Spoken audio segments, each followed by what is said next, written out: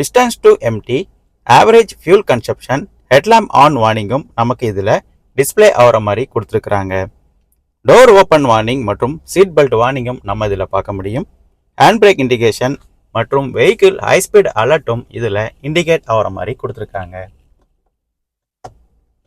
இந்த நாப்பை அட்ஜஸ்ட் பண்ணி நம்ம மல்டி ட்ரிப் மீட்டர் செட் பண்ணிக்க முடியும்.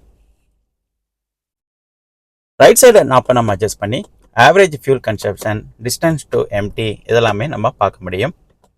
டார்க் மற்றும் பவர் டிஸ்ட்ரிபியூஷனும் நம்ம இதில் பார்க்க முடியும்.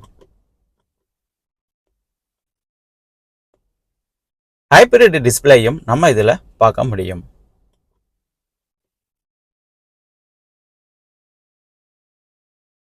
ஒரு ப்ராப்பரான டேஷ்போர்ட் தான் இந்த எர்டிகாவுக்கு கொடுத்துருக்காங்க.